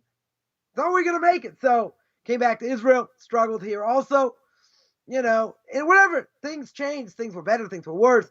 Whatever. Things changed eventually. But it was an odyssey. It was an odyssey. And it was hard. No one's going to say it's not hard. But you got to, whatever you're good at, whatever your talent is, and we all know what we're good at in general, what we hate to do. So a person shouldn't do what they absolutely hate to do, even if that's the only thing right now that's going to put money on the table. They would rather struggle, take help or whatever, than do that because they'll be miserable. They'll be miserable. Guaranteed, On the other hand, know when to walk away. Some people would maybe do it just for a short amount of time and just like keep themselves strong and whatever. Okay, but it's you don't go out you don't go out of what you're good at, because that'll drive you nuts. Because you're gonna say, but I have talent now. Not every talent that a person has, they're gonna be able to use to make money from. Right? They're not gonna be able to. And like I said, we mentioned by writing. We mentioned by being an artist. There are things that just don't bring in money, right? So if you want to do that, unless you have some sort of connection or you're building up and, you have time to play around a little bit or whatever, that's one thing. Or you do it on the side, right? And that's what I was told. Fine, you like doing what you're doing. That's great. Do it on the side, right? That's going to be a side thing. That's never going to be a full-time thing, right, in general. Okay, right? And for many, many years, it was a side thing. I was getting paid like a side thing. Now it's a little bit different. But, at the end of the day, I kept building it. I didn't give up. I could have given up, in many ways. I didn't give up. But, what was another thing? Just throw this out there. There's a tremendous need. And if there's a tremendous need and I can fill a void, why doesn't it make sense? Why doesn't it make fiscal sense? And it doesn't necessarily have to. Because, God can say, okay, I don't want it now. I don't want you to make it from this. I want you to make it from whatever. Whatever it is. But, when a person gets thrashed like that, they question. They question if there's any light at the end of the tunnel. Right. And, if what they're doing isn't good and they're not qualified, I could have swallowed it a lot easier. Would have been hard, but I could have swallowed it a lot easier. If I would have spent a lot of money getting voice lessons, which a lot of people still say I think I need, whatever, and I wanted to be this great chazan, this great cantor, and it's not going to go, right? It's one thing I always wanted to do when I was younger. I don't have the voice, right? I've been told that I couldn't sing through a bread basket. Could be, right? Off key, this, that, fine, right? Okay. If I gave it a shot and it didn't go, that I get. That I can understand. Might be a hard pill to swallow, but you gave it your best shot and you got a goose egg, right? It didn't go. Fine. But it's a lot more frustrating, if it does go and then it's taken away. And then something you have a tremendous passion for, right, gets thrown by the wayside, even though people need it. So it's a trial, right? Not going to say it's not a trial. There's no question. Question is how we look at it. And part of the answer, again, that I came to, and, some people told me this clear as day, right, is the fact that, it's not what God wants now. Now, I'll tell you what my Rebbe said, because I asked him this a number of times, when I was like, almost down for the count, many times. And I would ask him, should I be looking at other things? Should I put, I said, what should I be doing here? This isn't going, this, that. So he said, I want, you should continue to learn, keep your eyes and ears open, but continue doing what you're doing. Keep giving classes, advertise it, this, that, and keep doing what you're doing. And I would ask him every so often when things got like, things were really down. I was like, are you still holding the same thing? He said, yeah. He said, put your best foot forward. Do what you need to do. Put feelers out there. You find something, get back to me. And, a couple years ago, I was almost down and out. Something came my way. It wasn't great, and I probably took years off my life because I worked from like 4 to 11 or 4 to midnight almost. And, I was still learning during the day, giving some classes, whatever. So, it was hard. I wouldn't say I was making good money per se, but it was something that was, getting paid every month. And, it certainly helped. There's no question. I hated what I was doing. That's for sure. But, in the end, it gave me stability. It gave me a certain level of stability, right? Because my wife was still building her business and whatever. It gave me stability until I got fired. And then I got fired with a bunch of other people because they were cutting down.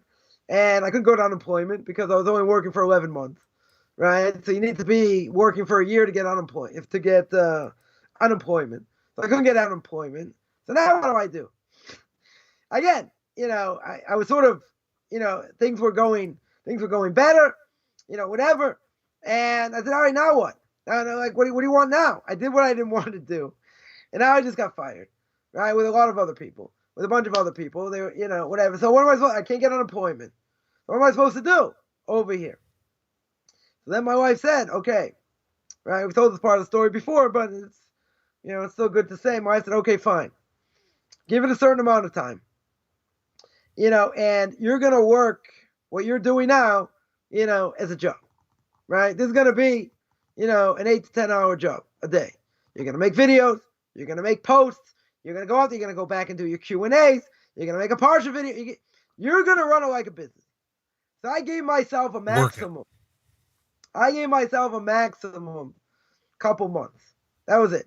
I said, if I don't see anything, if I don't see any improvement, the numbers go down instead of up. Yeah. I was like, well, how much further can I go down, right? So I said, okay, I'm going to see where things go. I'm going to work this, made blog posts, made videos, did my Q&As, got myself out there more, etc. Within 3 weeks, less than 3 weeks, I got the most amount of students in a month that I've gotten in years. Years. Within the next month, also exploded over nowhere, out of nowhere, totally out of nowhere. Right now, Beautiful. Again, in the, if I look over the last 5 years, and you look, how many people, let's say I got a month and how many paid and different things, right? It's consistent. It's basically consistent. This was off the charts. Off the charts never happened. Never, ever happened. Now, some people will say, you know what? That, you got yourself out there. You got more exposure. You found all these students, blah, blah, blah. You did all these different things, right? You put your best foot forward and look what happened. I could put my best foot forward and got a goose egg also. Been flipping burgers somewhere. I don't know. Whatever it is. Could have been doing who knows what, right? But God said, don't forget. I just want to show you. I'm still here. I didn't forget about you.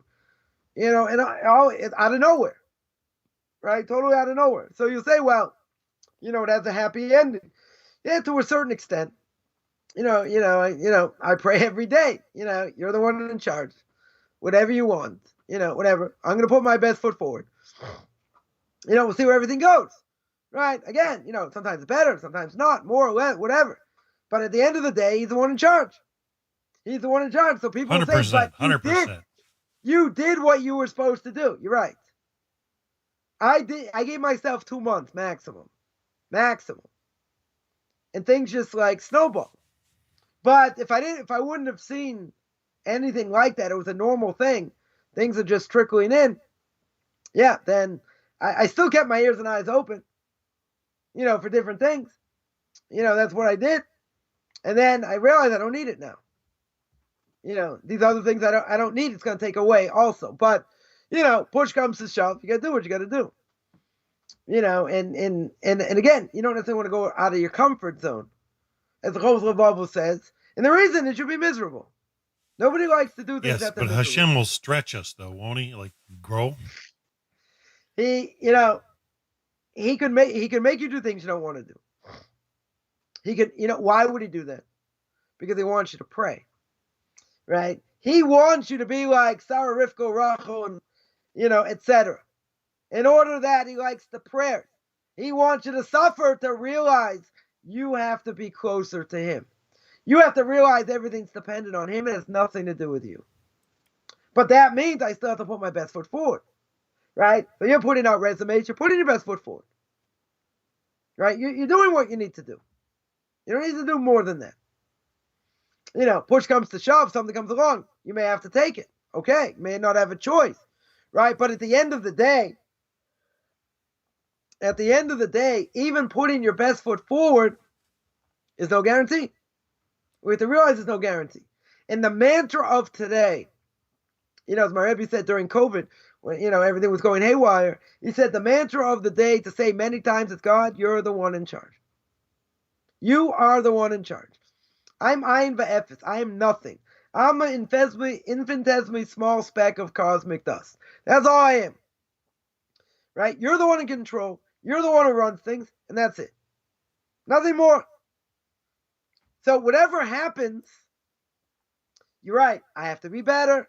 I have to work harder. But you're the one who's pulling the strings. And if you want me to suffer, I'll suffer. But the realization is, where does it all come from? That's the realization we all have to have. Right? Sometimes it's better. Sometimes it's worse. Whatever the case is. But even if a person's doing well, never, ever rest on your laurels. No. Because, what did King Solomon say? We mentioned the very beginning of all these classes. King Solomon says, you don't know what's going to be today. You certainly don't know what's going to be for tomorrow. Right? Because the question was, you should repent. You should repent the day before your death. Nobody knows the day they're going to die. So you got to repent every day. Because you don't know what tomorrow's going to bring. At the end of the day, you don't know what today's going to bring. I went to Thursday night. A close friend of mine's mother passed away. Now, she had a lot of medical issues. Definitely had a lot of medical issues. No one, not the doctors, not the, the people that dealt with her pain, etc. No one thought she was going to die, right? I mean, okay, she was 77, but she wasn't in crisis mode. Certainly not in crisis mode. And what happened? She was in a conversation with somebody, and then all of a sudden she just stopped. She stopped. And that was one of the job applications they put in. So what happened? So the medics came within like 3 minutes, and that was it. She was, she didn't come back. Right? She didn't come back. She died. Totally unexpected. It's brought down that a person in this world has a certain amount of words. Yes. This is one of the first things you ever shared with me. And you only have a certain amount of words. And when that number is up, you're not longer in this world. So the story of somebody, it actually happened on a festival. I think it was somebody's father. And in mid-sentence, he just keeled over. Mid-sentence. Keeled over and passed away. Wow. So, however long we're here, we have to utilize every second. We have to utilize every minute. We have to think about what we say. We have to be careful what we see. Right? All these things have effects. They all have effects. Whether, when we understand it fully or not. It all has effects. And we do know we are a product of our environment.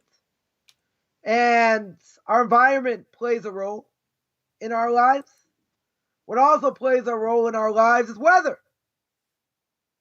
Right? During the winter, number of months, person may never see the sun. They wake up in the morning, go to work, it's dark. Come back, it's dark. Right? It's depressing. It's cold. It's dreary. Not all the time.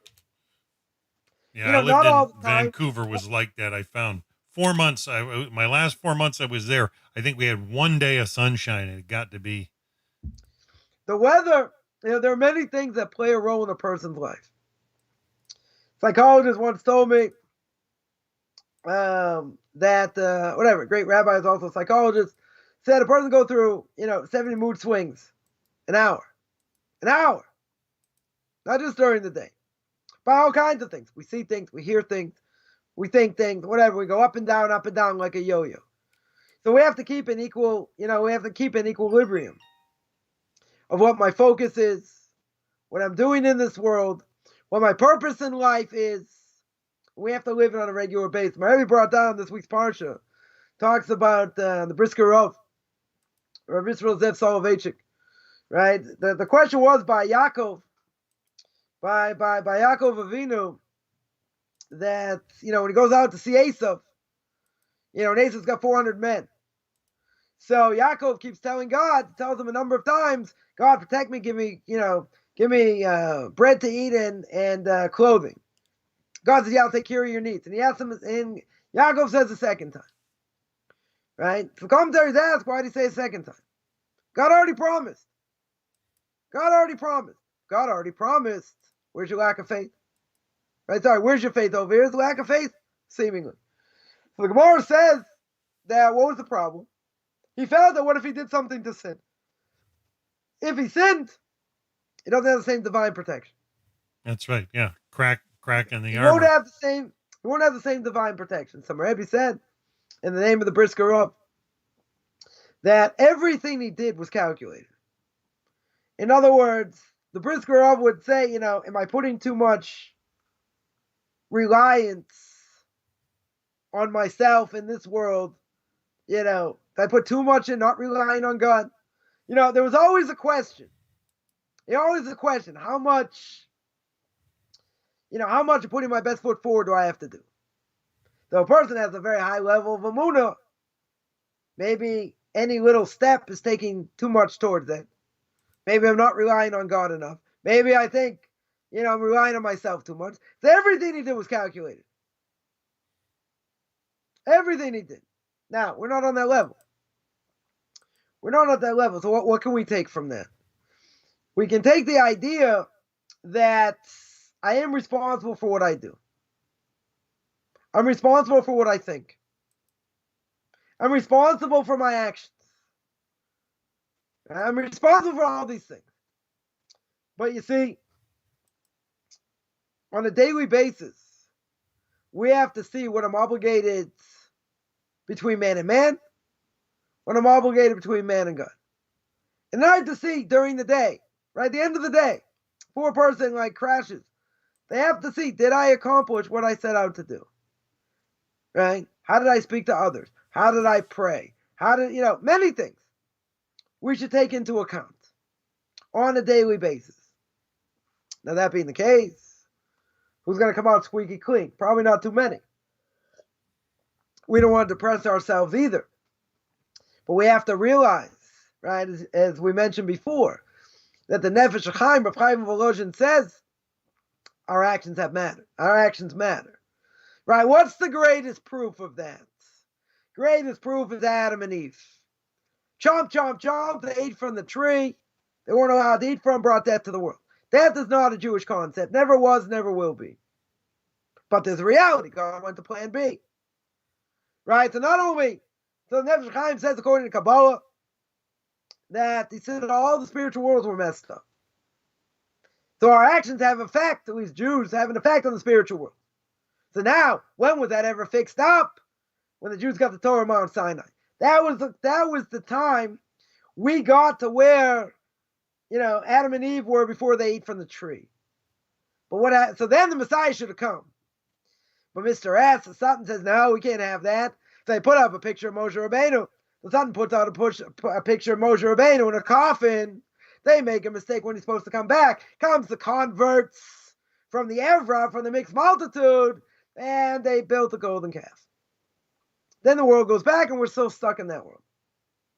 We're still stuck in that world. The Messiah hasn't come, but we're close. We're living in the Messianic era. I don't think there's any question. But we're close. But we've never come back. We've never gotten back to where we were at Mount Sinai. Right? That we haven't got back there yet. But you see, one event in history. One event in history. Look at the effect it had. I'll give another example. You're going to say, come on, that's so far away. We don't really understand. Give another example. You take someone like Trotsky. Right? Trotsky went to a Jewish school. Trotsky got thrown out because being a rambunctious child, whatever it was. They threw him out. They threw him out of school and became a big-time communist, and the rest is history. Comes on the Chofetz Chaim. Chofetz Chaim says, if a student in general is not causing damage to other students in the yeshiva where they're learning, you don't throw them out. They might not be learning or whatever, but if they're not doing bad things, you don't throw them out. Or at least you find them a place to go. Because if you throw them out on the street, they'll be like the street. If you don't find them a place. You got to find them a place. The Chofetz Chaim says, imagine if they wouldn't have thrown out Trotsky. If they wouldn't have thrown out Trotsky, then, communism, okay, maybe it would have been started by someone else. Maybe someone else would have come to the forefront, maybe. So you're going to say, well, you can't use that as an example. I'm going to use it as an example because this is pretty severe. You throw someone out, you don't know what they could become. Right? You got to be very careful. Right? When it comes, education is not an easy thing today. Right? The last thing you want to do is throw someone out. If you have to throw them out because they're causing damage to other students, bad influence, you must find a place for them to go. If you don't find a place for them to go, you just destroy them. 100% you destroy them. My Rebbe said that there was a case. You've left them no understanding, no room for understanding.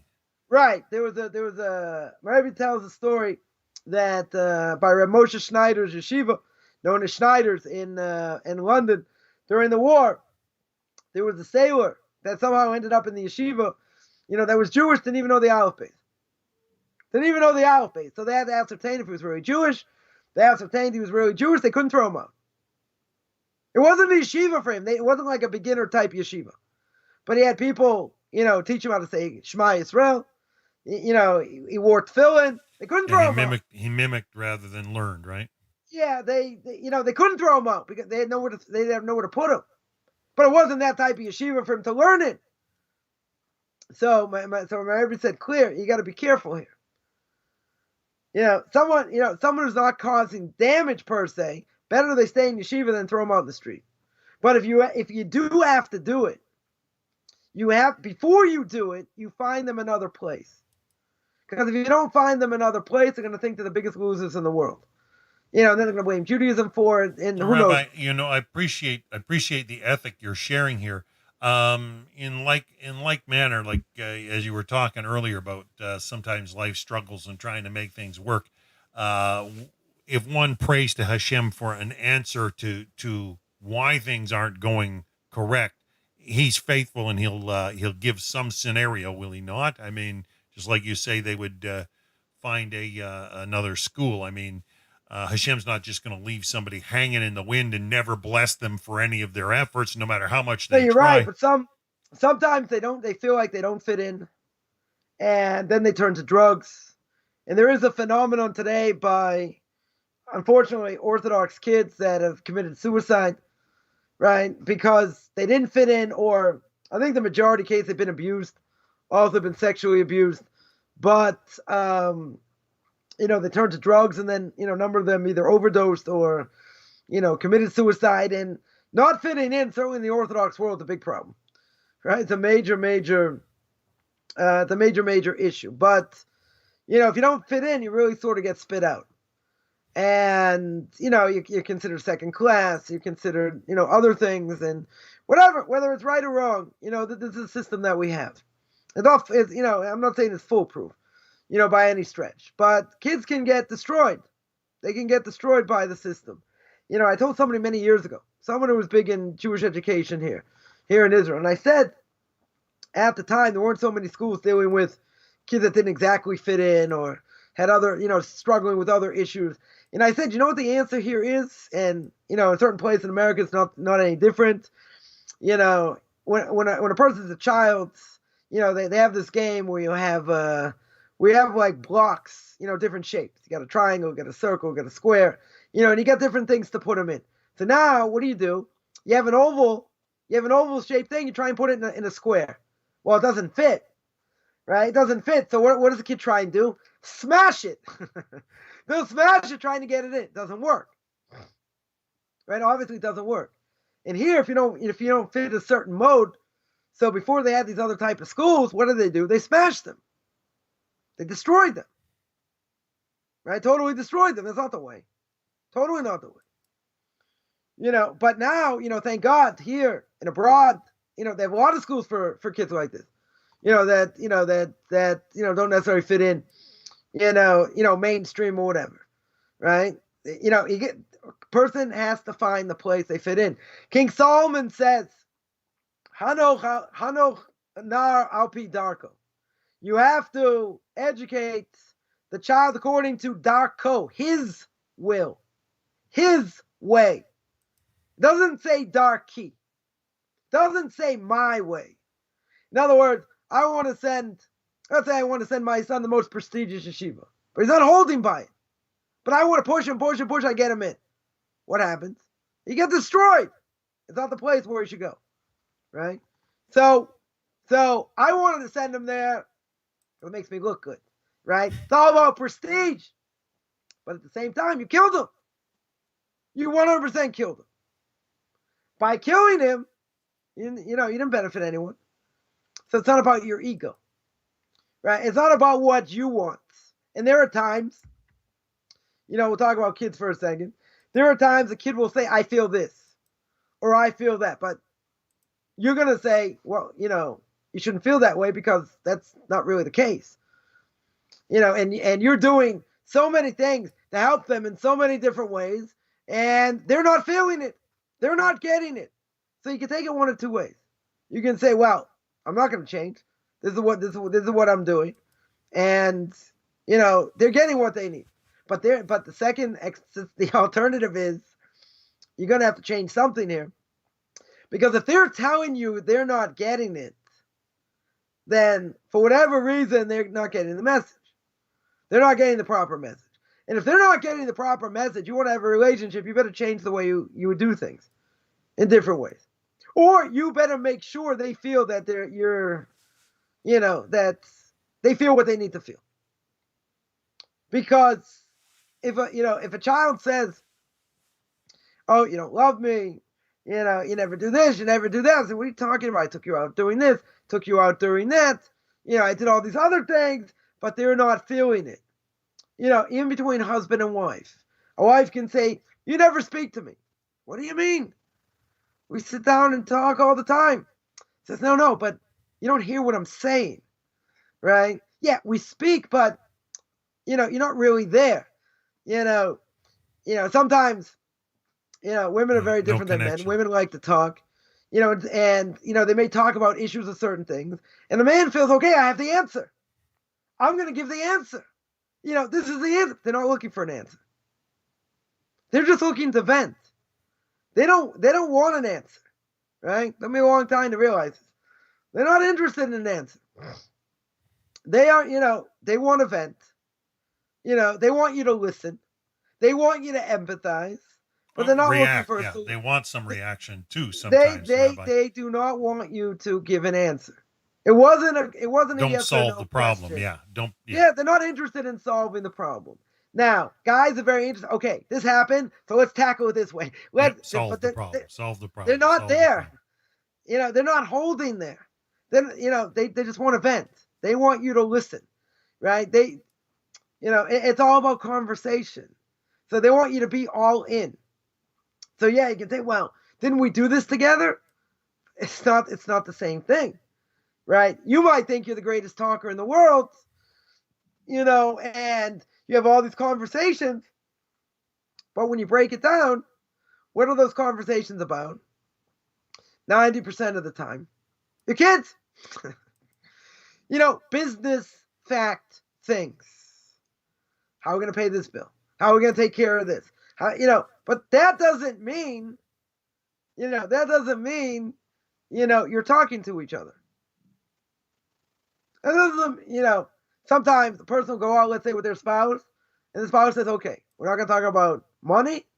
We're not going to talk about our kids. It's just going to be you and me, right? We're just going to talk whatever. But some people make the mistake and they think, well, we talk all the time. So I'd venture to tell people, play back conversations over the day, right? Do it over a couple days. Yeah, right? make sure it's meaningful. And if a person's married, see what the conversations were about. And see how much you really talked about you and your spouse. I think a person's going to be shocked. Because the majority of conversations is going to be everyday type of conversations. They're not just about you and your spouse. They're about business. They're about money. They're about family. Whatever. But it's not about you and your spouse. So, so the guy comes in, they go for therapy. And the guy comes in, right? And the guy, and the wife is there sobbing and says, he never speaks to me. So what are you talking about? We eat together or this together. And what's the therapist going to say? It's going to say, do you speak about anything outside your kids and other things? And other everyday activities? He said, what do you mean we talk? We talk. It's not the same thing. You're right. You're talking to each other, but not what she needs. You need to talk about the everyday. But if you don't talk about other things, that's just between you and your spouse. So then, a woman's going to feel neglected. Totally feel neglected. So a person has date night to go out, I don't know, once every couple of weeks, a couple times a month, whatever it is, shut off your phone, and there's certain things you just don't talk about. You don't talk about because between you and your spouse. Now, you're going to say, well, isn't that obvious? No, it's not. It's not, because people get used to certain things. I can be married 30 years. I can tell you, my wife likes, dislikes, this, that. I can say all these things, and you can say the same thing about me, clear as day. Right? We can have all these conversations during the day. Yeah, you don't want it to become a rut. And not one of them may be meaningful. It may just be everyday stuff. Now, for a guy, he doesn't really need that much. For a woman, she needs a lot more. Right? She needs to feel she's listened to, she's respected, she's taken seriously, and a lot of times she's not looking for answers. We're not out, no spouse is out to fix their spouse. Now, if it's something egregious, the spouse might need help. Right? But, we're not out to fix our spouse. There's certain things that may grate on us. It may be difficult for us to deal with, whatever. But, again, there are things that we probably do to tick them off also. Different ways to get used to it. It's not like, I'm not going to say it's the end of the world, but whatever. You get used to certain things. But, there has to be communication. And there certainly has to be real communication. Because it's not real communication. During that time of the month, so to speak, you can't be together. You can, for a Jew, you can't be physical in any way. Right? So there has to be communication. And if there's no communication, really, and you can't express yourself in different ways without being physical, then that's going to be a bad relationship. It's totally going to be a bad relationship. Now, someone asked me this question. I see we're running out of time. So I just mentioned, someone asked me this on Thursday. There are family purity laws for Jews. Separation during that time of the month and other things. It says, how do we do that for non-Jews? And what's the answer? It doesn't apply to non-Jews. Now, it might be good to have a rejuvenation. I'm not going to say they have to be separate for 2 weeks or whatever. Can't hold hands and other things, but, are they obligated? Certainly not obligated. There's no question. They don't even have to separate, so to speak. So, that doesn't apply. Totally doesn't apply. But on the other hand. Yeah, but understanding the ethics behind or the morality of the question. So there is something very deep there. The fact that there has to be communication, right? It can't just be based on physical, right? Because, physicality sort of goes out the window. I'm not saying 100%, the older person gets. You don't have the same desires, right? Not saying the desire goes away, 100%, but at the same time, they don't look the same. You don't look the same, right? It's not infatuation, right? It's not all about that, but there's a stronger bond, a much stronger bond. That stronger bond deserves to be worked on, has to be worked on. It's like a flower. You don't water it, it dies. You can try this. No sunlight, no water, it'll die. 100% it'll die.